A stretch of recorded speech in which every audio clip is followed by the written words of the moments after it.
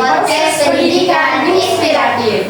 Bersama saya Nina Nindya Guru Sembiring. Saya Irene Rizkini. Saya Amel Sitorus. Hari ini kita akan membahas tentang kepemimpinan di sekolah dasar. Bersama kami telah hadir kepada sekolah yang luar biasa, yaitu Bapak Amel Sembiring dari SD Negeri 10 1740 Tanjung Selamat. Selamat datang, Pak. Ya. Terima kasih sudah bergabung dengan kami di sini, Pak. Jadi gini, Kak. Sebelum kita masuk ke pembahasan anak muda nih, Pak, Bapak boleh nggak bercerita sedikit mengenai perjalanan Bapak menjadi kepala sekolah di SD Negeri 17 Tanjung Selamat? Ya, terima kasih ya. Jadi saya itu di sini masih pelaksana tugas kepala sekolah. Itu masuk tahun 2024 di bulan 2 awal. Jadi belum genap 1 tahun. Jadi saya dulu itu dari basic itu dari guru olahraga, dari jurusan pendidikan jasmani sekolah dari UNIMED tahun 2006 tamatnya. Ya kan? Jadi tahun 2006 tamat mengajar kurang lebih 4 tahun di berbagai sekolah swasta Kota Medan. Ada juga di Bandar Baru, tapi rata-ratanya itu di sekolah Katolik. Tahun 2010 itu melamar jadi pegawai negeri sipil dan diterima di Kabupaten Deli Serdang, ditempatkan di SD Negeri Sesemayang. Ya kan, jadi mengabdi kurang lebih mengajar di sana 13 tahun sampai tahun 2023. Kurang lebih 13 tahun lah.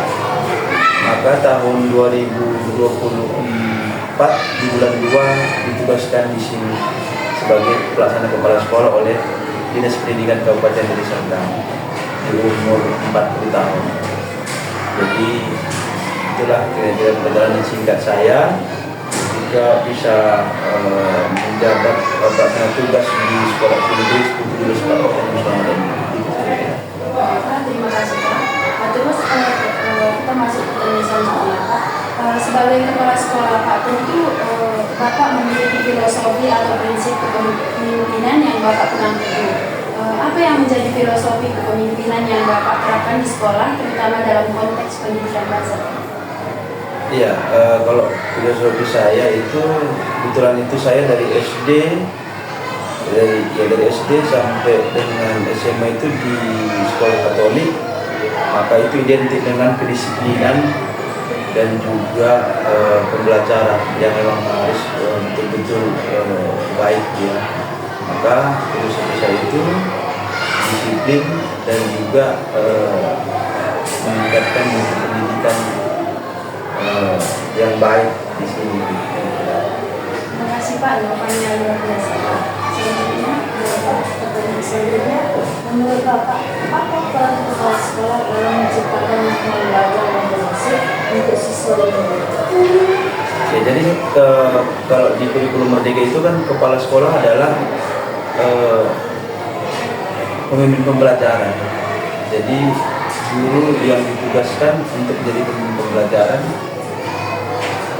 untuk bisa membuat sekolah itu bisa maju gitu lah kira-kira. Jadi kalau menurut saya yang pertama itu kan sekolah itu memang harus mempunyai visi dan misi yang jelas ke depannya, baru selanjutnya ada aturan yang jelas di siswa, di guru untuk proses pembelajaran mulai dari Senin sampai hari Sabtu ya, tentang saya bilang dari kedisiplinannya, itu pembelajarannya.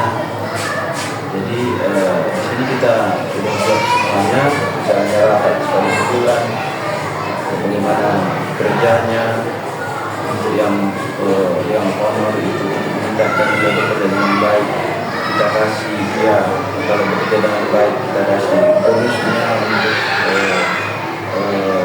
pendapatannya dan semuanya, sehingga dan sekolah ini akan semakin hari semakin baik dan juga harus mengikuti perkembangan zaman. Dalam beberapa misalnya kita lihat ini ada seri juga di swasta itu mata pelajaran dia robotik namanya. Di Kecamatan Sunggali itu belum ada tapi kalau kita lihat itu di sekolah-sekolah yang sudah baik itu ada robotiknya. Salah satu juga itu nanti guru-guru akan kita juga kasih supaya bisa magang atau bisa studi banding atau sekolah-sekolah yang lain. Yang bisa diterapkan di sekolah seperti ini. Itu juga kita. Terus Pak, selama menjadi kepala sekolah nih, itu banyak tantangan yang Bapak hadapi sebagai pemimpin. Lalu apa tantangan terbesar yang pernah Bapak alami? Mungkin selama saya di sini 1 tahun, tantangan terbesar itu mungkin penerapan kebijakan yang kita buat itu lah, itu dari guru dan juga orang tua. Misalnya anak kecil dari guru itu kita sudah buat itu bahwa jam masuk di sini itu jam 7.10 dan guru itu sebelum jam 7.10 sudah sampai di sini. Sementara sebelum saya masuk itu rata-rata masuknya di antara jam 7:30. Tantangan itu mengubah mindset guru-guru di sini itu dari yang semula ke yang sekarang. Itu tantangan kedua dan memang di situ banyak yang sulit kita untuk mengubah mindset itu karena gurunya rata-rata itu sudah orang tua, umur 56, apalagi di PNS, ya kan, sulit kita untuk. Tapi pelan-pelan saya tidak hanya berbicara, tapi saya juga melaksanakannya. Tadi saya jam 7:30 saya sudah dari gerbang. Jadi 7:30 saya sudah di gerbang, langsung mempraktekkan. Ini dengan mempraktekkan tanpa memarahi ataupun tanpa mengatur-ngatur, yang penting sudah kita buat. Mungkin nanti perlahan nanti guru-gurunya akan mengikuti dan siswanya. Tadi kalau tadi tidak saya 7:30 di sana, mungkin 7:30 belum tadi kegiatannya di rumah. Jadi itu tantangannya, mungkin tantangan internal dari guru-gurunya, dari orang tuanya mungkin, dari siswanya. Ini yang Bapak lakukan cara memotivasi guru-guru. Iya.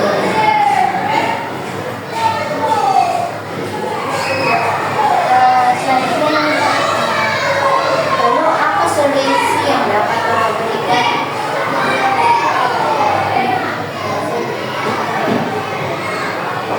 Terus setelah Bapak berikan solusi tadi, apakah sudah terlaksana sekolah itu? Iya, sampai dengan pada saat ini sudah terlaksana. Jadi mudah-mudahan nanti tanpa misalnya harus sebulan sudah berjalan dengan baik semuanya untuk kegiatan ini. Dan memang banyak yang kegiatan baru yang kita buat seperti tadi. Setiap hari Jumat itu Jumat rohani ya. Jadi yang Muslim di sana berdoa, yang Kristen di sini berdoa. Di tempat jam itu juga 10 sudah berdoa. Jadi saya rasa ini pelan-pelan sudah berjalan dan nanti program-program yang baru juga akan kita buat pelan-pelan yang bukan seperti balikan berapa tahun di sini. Iya, karena memang sulit juga kita kalau sudah jadi tradisi di sini. Tapi saya yakin nanti itu pelan-pelan nanti akan bisa berubah. Seperti yang kita ketahui bahwasannya kan pendidikan itu saat ini sudah baik menggunakan teknologi. Terus menurut pandangan Bapak sendiri, bagaimana peran teknologi di sekolah desa ini? Ya, jadi seperti yang saya bilang tadi, robotik itu teknologi itu. Jadi saya memang dalam 1 tahun ini kan fokusnya itu pengembangan kedisiplinan dan kegiatan sehari-hari. Tapi dalam visi dan misi sekolah kita sudah buat bahwa berteknologi juga. Jadi kita akan coba nantinya untuk bisa masuk ke dalam teknologi. Salah satu misalnya nanti beberapa kelas nanti kita akan coba untuk bisa belajar menggunakan apa itu, proyektor ya, dan kita akan coba untuk memasukkan kombinasi untuk bisa dapat bantuan komputer untuk kita buat ruangannya, sehingga teknologi itu bisa masuk ke mereka, bukan hanya dari teknologi untuk IT ya.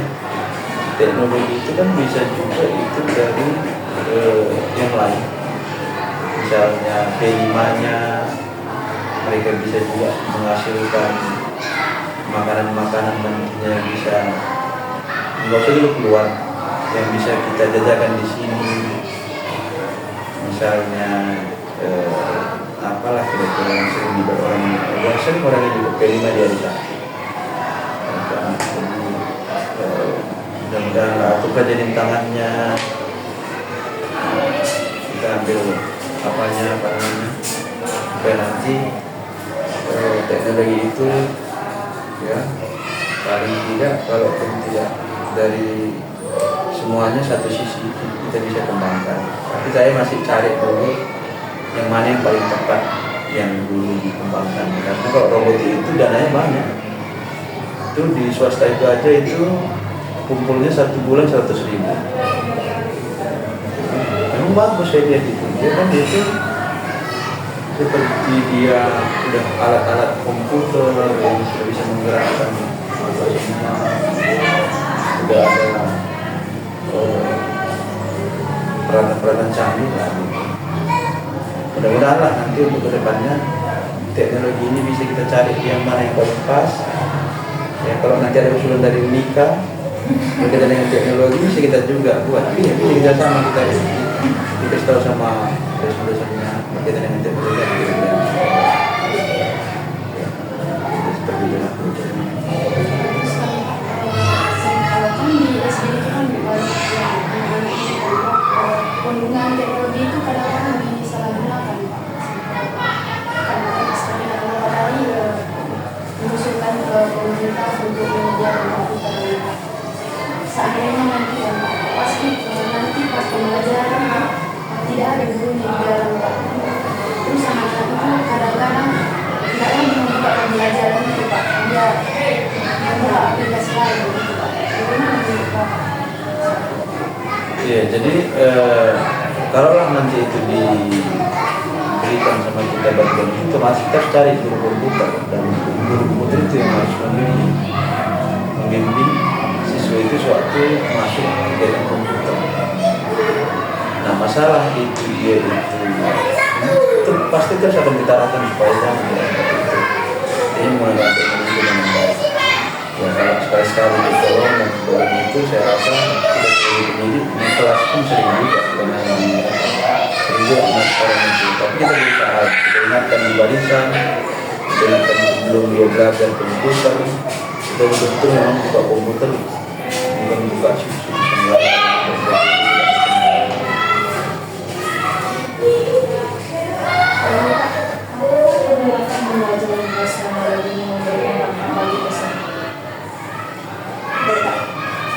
Apa misi jangka panjang dan harapan Bapak terhadap sekolah ini ke depannya? Jadi misinya jangka panjangnya itu sebenarnya harapan saya sekolah ini menjadi sekolah yang pembelajarannya ya lebih modern, berkembang, ya berteknologi juga. Juga tidak lepas dari nantinya dari segi kerohanian juga sekolah kita ini juga bisa berkembang. Maka itu sekarang kita membangun sholat dari kita, bukan dari pemerintah ya, dari kita cari kemana-mana dengan tujuan jamaah itu supaya bisa juga mendapatkan pembelajaran berkaitan dengan keagamaan yang baik, keagamaan yang baik. Kedepannya seperti terbuka.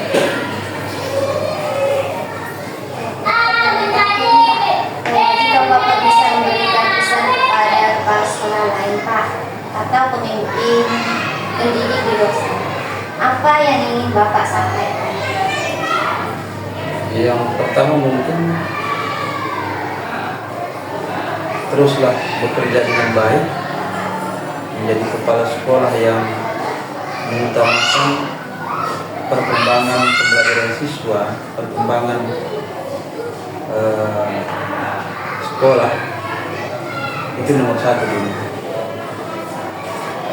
Artinya bekerja dengan baik, jangan memikirkan yang lain yang tidak ada kaitannya dengan perkembangan sekolah. Ya, tetap junjung tinggi tugas-tugas kepala sekolah, karena kan banyak juga yang kepala sekolah ini, apalagi negeri, itu bisa masuk nanti 3 kali dalam 1 minggu, masuknya pun siang, pulangnya pun siang. Ya, jadi tetap berdisiplin lah. Tunjukkanlah kita seorang kepala sekolah yang menjadi contoh untuk semua warga sekolah, bukan menjadi bos di sekolah itu, tapi menjadi contoh, menjadi teman rekan untuk semua guru, ya, menjadi fasilitator, menjadi pembimbing untuk semua anak-anak, menjadi orang tua di dalam sekolah itu. Ya, sekolah itu mempunyai satu pemimpin yang betul-betul memang harus menjadi pemimpin yang tangguh gitu lah kira-kira di sekolah itu. Kira-kira juga. Terima kasih banyak ya Kak. Ya, Wawasan dan pengalaman yang luar biasa ini. Semoga apa yang kita bahas hari ini bisa menjadi inspirasi bagi para pendengar.